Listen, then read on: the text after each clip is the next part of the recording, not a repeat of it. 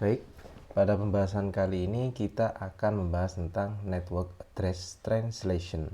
Ya, sebenarnya ini sudah sering kita bahas dulu pada saat perkuliahan jaringan. Nah, sekarang kita akan mengulanginya atau mereviewnya kembali.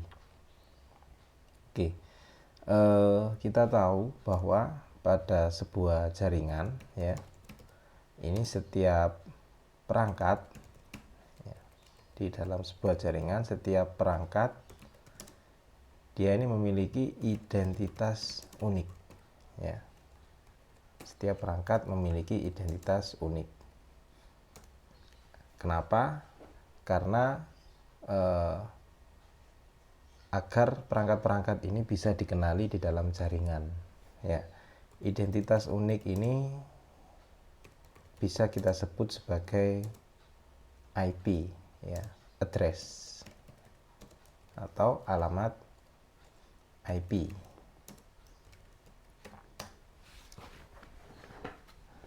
Sehingga ketika kita membuat sebuah jaringan, maka IP ini tidak boleh ada yang kembar di dalam satu jaringan. Tidak boleh ada dua perangkat yang memiliki IP yang sama. Nah, internet yang sering kita gunakan ini sebenarnya adalah bentuk atau contoh dari jaringan. Jadi internet itu bisa kita katakan sebagai jaringan yang skalanya besar, ya. Kenapa besar? Karena jaringan ini terbentuk dari seluruh perangkat yang ada di dunia, di seluruh dunia. Nah, IP yang biasa kita gunakan, contoh dari IP yang biasa kita gunakan ini kan 192.168 misalkan, ya, 0.1. Nah, atau ini sering kita sebut dengan IP versi 4, ya. IP ini adalah IP yang basisnya adalah 32 bit, sehingga total IP yang bisa digunakan ini adalah 2 pangkat 32 atau sekitar 4 miliar, ya. Sehingga IP versi 4 yang bisa digunakan di dalam internet ini memiliki batasan, ya, sebanyak 2 pangkat 32, dan ini tidak bisa digunakan secara keseluruhan. Nah, Anda bisa bayangkan ketika internet ini, internet yang notabene dia adalah jaringan dan harus memiliki alamat yang unik, dia dibatasi oleh jumlah IP sebesar kurang lebih 4 miliar. Anda bisa bayangkan di era modern seperti saat ini bahwa hampir seluruh perangkat itu terkoneksi, ya, hampir seluruh perangkat itu terkoneksi jaringan internet. Maka jumlah sebesar 4 miliar ini sepertinya tidak akan cukup, ya. Tidak cukup digunakan di dalam internet. Nah, untuk bisa mengatasi hal ini, agar IP versi 4 ini tetap bisa digunakan di internet dengan jumlah perangkat yang begitu banyak, ya, kita bisa bayangkan untuk setiap satu orang saja itu masing-masing dari kita di era modern ini memiliki banyak perangkat, ya, mulai dari laptop, HP, smartphone, ya, televisi smart, ya, smart TV dan lain sebagainya, ya. Pasti itu tidak cukup. Nah, untuk bisa mengatasi ketidakcukupan IP ini, maka diciptakanlah teknik NAT ini, ya. Jadi NAT ini sebenarnya kenapa dibuat, ya, karena dia awalnya untuk mengatasi IP versi 4 yang jumlahnya terbatas. Nah, seperti apa cara NAT bekerja? Simple sebenarnya. NAT ini bekerja dengan mentranslasikan alamat IP ya. Mentranslasikan alamat IP. Nah, sebenarnya pada saat kita membuat sebuah gateway internet yang sudah kita buat pada pertemuan-pertemuan sebelumnya, itu kita sudah menerapkan konsep NAT ini ya. Jadi pada saat membuat sebuah gateway internet, ini kan ada koneksi dari ISP, lalu ada router, lalu ada LAN ya. LAN ini dia menggunakan alamat lokal begini ya. Lalu router di sini menggunakan IP lokal.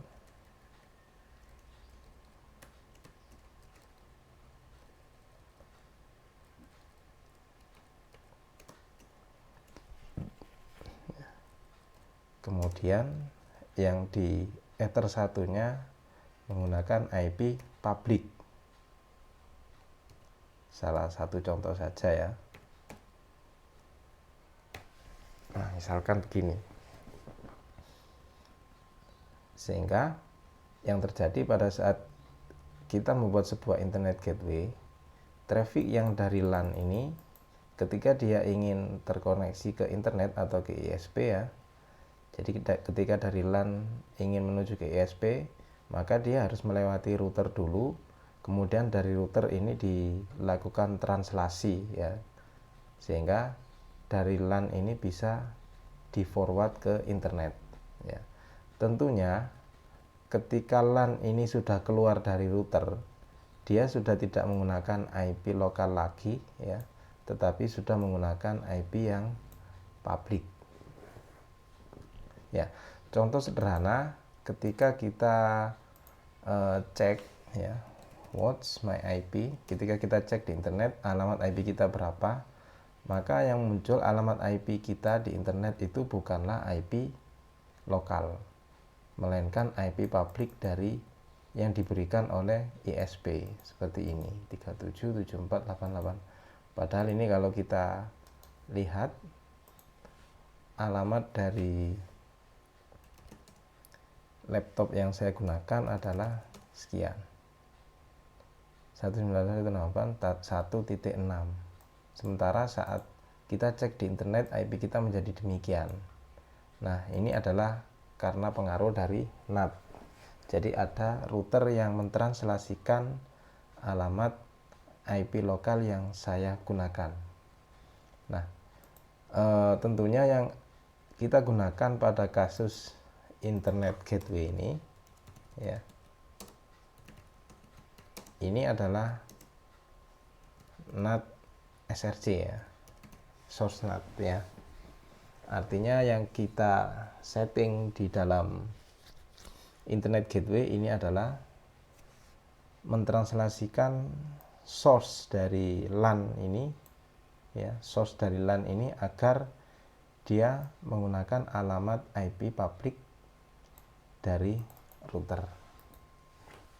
Nah, ada manfaat lain sebenarnya ketika kita menggunakan NAT ini ya.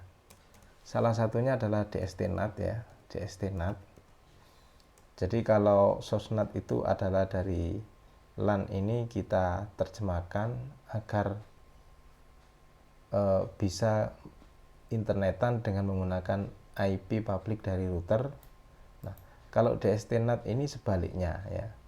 Jadi IP public router ini bisa kita mapping ke dalam LAN. Misalkan ya, kita punya sebuah server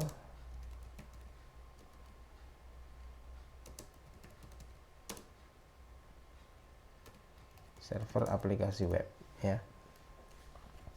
Jadi misal kita punya sebuah server ya, dan kita ingin server itu bisa diakses dari internet, maka kita bisa juga manfaatkan konsep NAT ini ya.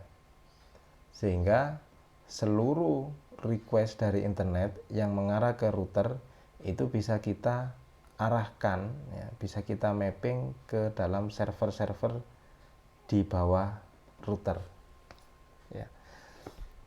Sehingga misalkan di sini ada banyak server, ya, banyak server aplikasi web, itu banyak server itu tidak perlu masing-masing server memiliki IP public, cukup routernya saja yang memiliki IP public, lalu dari router itu nanti dinatkan menuju beberapa server yang ada di bawahnya. Jadi seperti itu konsep NAT, ya, bisa berupa source NAT, bisa juga berupa destination NAT.